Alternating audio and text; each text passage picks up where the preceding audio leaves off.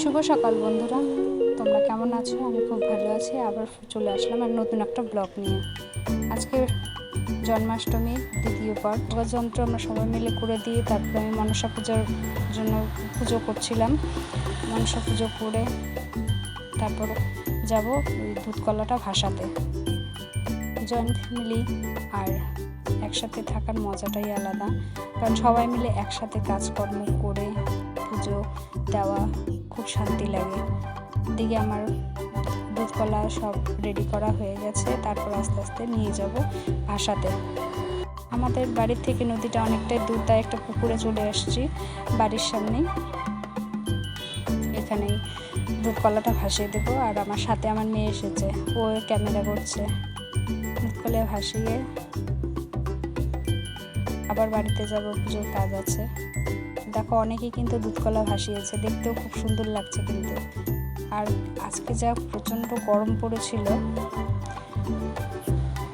এতটা রৌদ্রের তার মধ্যে উপোস করা, আগের দিন থেকে দুদিন উপোস, শরীরটা নিচ্ছিল না, তবুও ভালোই লাগছিল আর কি।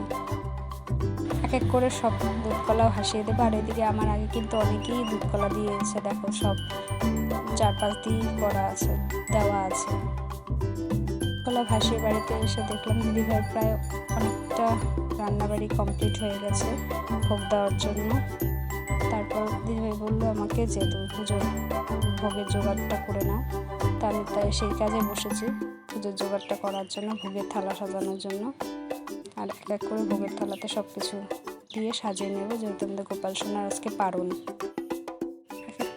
এক এক করে অনেকগুলো রান্না কিন্তু হয়েছে, মানে অনেকগুলো পদ হয়েছে। তোমরা ভিডিওটা দেখো, তাহলে বুঝতে পারবে যে কতগুলো পদ হয়েছিল। তারপর ওই দিদি, মানে আমার ননাসের ওদের বলা হয়েছে যে ভোগের প্রসাদ নিতে আসতে, তো ওরাও হয়তো আসবে বিকেলের দিকে।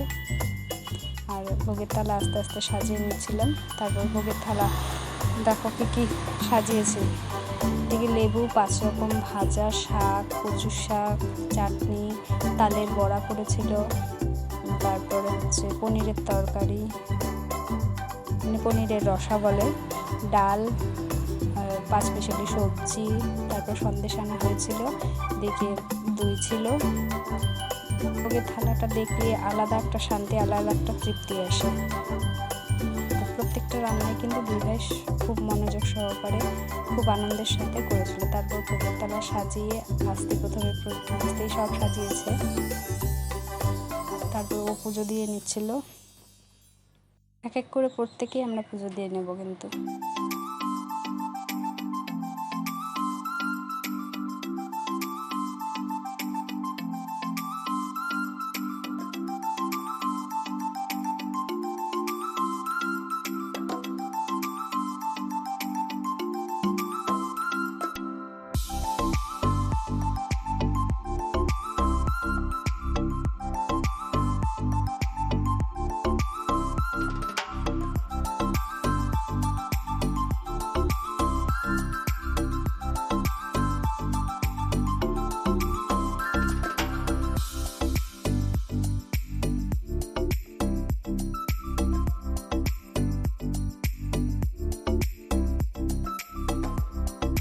জানি না আমরা যে ভগবানের সেবা কীভাবে দিতে হয় বা কীভাবে পুজো করতে হয়, তবে আমাদের মন থেকে যেভাবে করতে ইচ্ছে হয়েছে তা আমরা সেভাবে করেছি। আশা করি আমাদের গোপাল সোনা তাতে খুশি হয়েছে। তারপর আমার মেয়ে পুজো দিয়ে নিয়েছিল।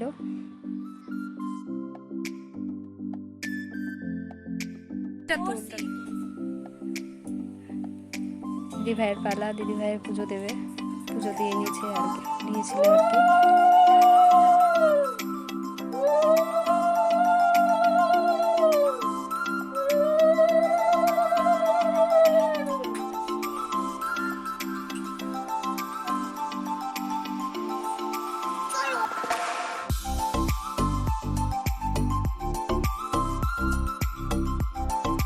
তারপর আমিও একটু ফুল দিয়ে দিয়েছিলাম, পুজো করে নিয়েছিলাম আর কি। গোপাল সোনা সন্তুষ্ট হয়েছে কিনা সেটা বলতে পারবো না, কিন্তু মন থেকে বলে গোপাল সোনা খুবই সন্তুষ্ট হয়েছে। আর তারপর আমার বর এসেছিল, ও প্রণাম করে নিচ্ছিল। আমার শাশুড়ি মাও প্রণাম করে নিয়ে তারপর সবাই চলে যাবো এক এক করে প্রসাদ নিতে।